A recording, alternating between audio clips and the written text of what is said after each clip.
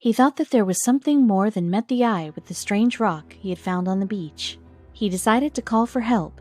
He stood feebly outside of his own house as it was barricaded and quarantined. A man in a protective suit walked out and reported what he had found just a few minutes earlier. However, all he managed to do was to stand there with his jaw left hanging open. It was indeed alarming what he could have seen. This all began back in the spring of 2016. A husband and his wife walked along the Middleton Sands. Stephen and Viola Whitten deeply enjoyed the stretch of the beach in Lancashire, England. The beach had a few amazing views of the Irish Sea, and it was just a few meters away from where they lived.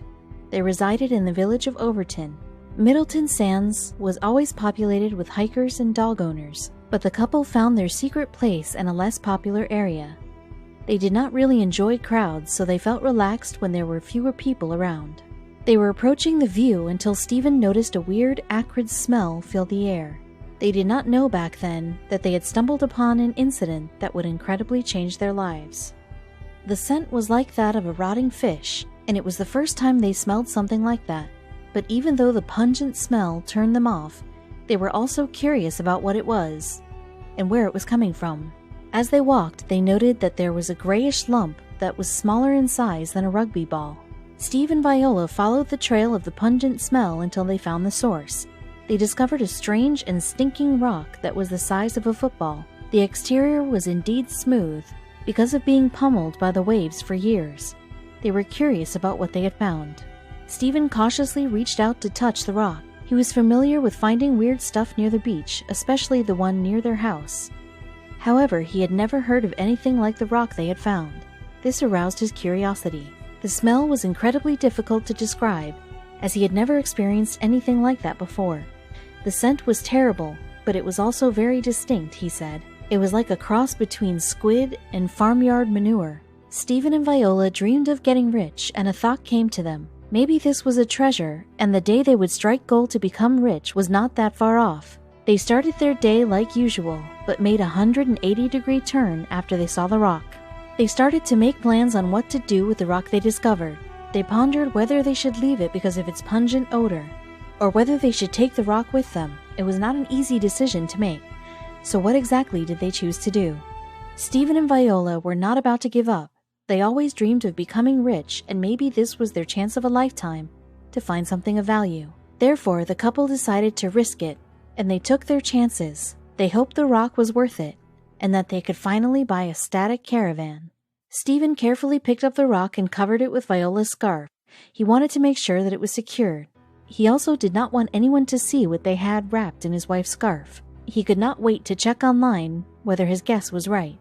Once the couple got home, Stephen took to his fisherman's scale to weigh the rock they had found. It weighed 3.5 pounds, which thrilled Stephen and his wife. He knew that he would need to ask for a professional's help if he wanted to get to the bottom of this. His first idea was to post on Facebook. He turned to one of the community groups on the social site and posted a picture of the rock. Eventually, it was flooded with comments that he had to take his time to read each of them.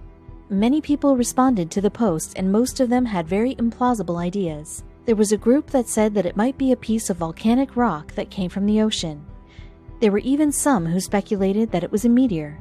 An amateur meteorologist excitedly suggested for Stephen to try the magnet test to make sure that the rock he found was a meteor. The meteorologist was convinced that he was correct, but apparently he was far off the mark.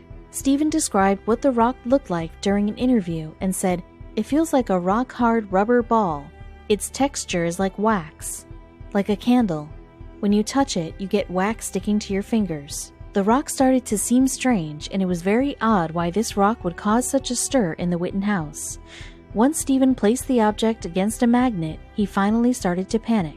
And we were also getting anxious too. Stephen was hesitating whether he should continue. He and his wife had been experimenting on an unknown rock that they randomly found on the beach. As they did not know what it was, it might be dangerous and might somehow harm them. They had to tread carefully. The magnet test was one of the surefire ways of testing if something was an authentic gold. Fake gold would always be attracted to magnets. Using a magnet allowed us to find the actual material they had discovered. Because of the magnet test, Stephen was able to confirm that the rock did not have any iron. This only meant one thing: the rock was not a meteorite. Stephen still had no idea what could be causing the object's foul smell. Stephen finally admitted that he no longer had any idea what the rock could be. It could be dangerous for all he knew. He finally made one quick call, which was followed by men in protective suits arriving at his house. Stephen had no clear idea of what he could be dealing with.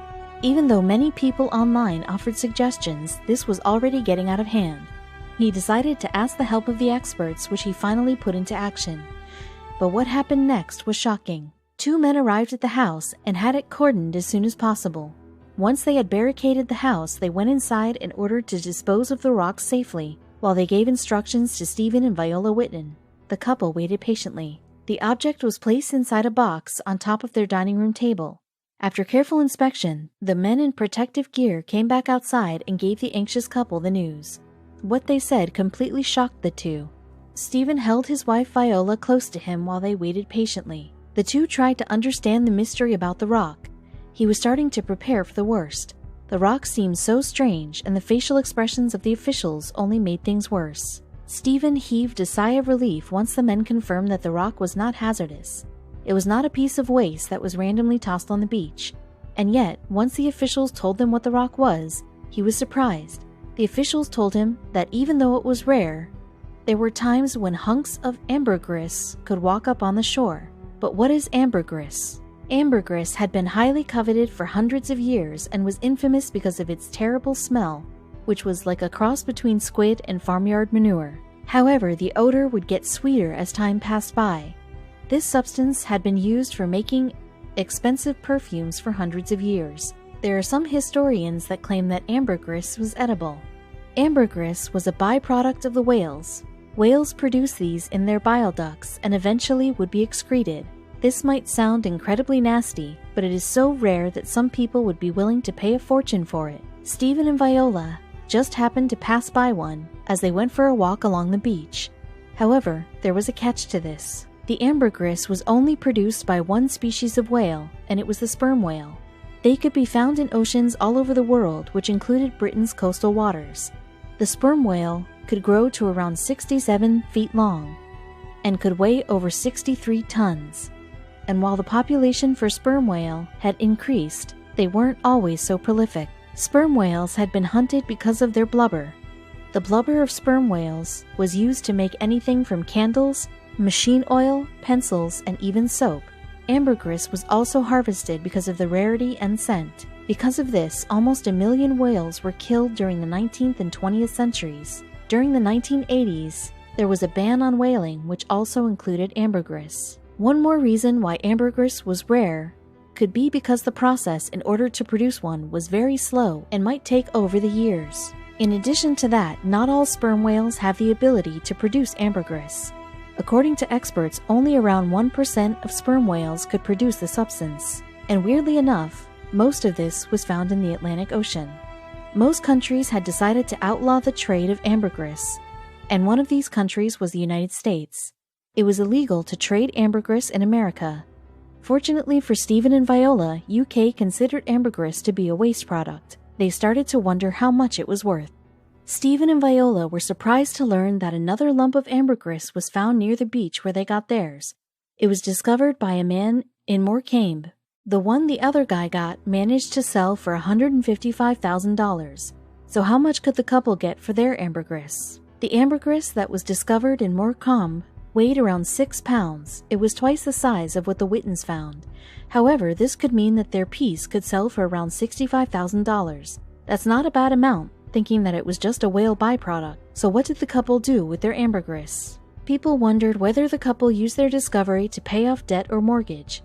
Some even speculated that the two might have decided to retire early. In one perfect example of British restraint, Stephen said in his interview with the Daily Mirror, "If it is worth a lot of money, it will go a long way towards buying us a static caravan. It would be a dream come true."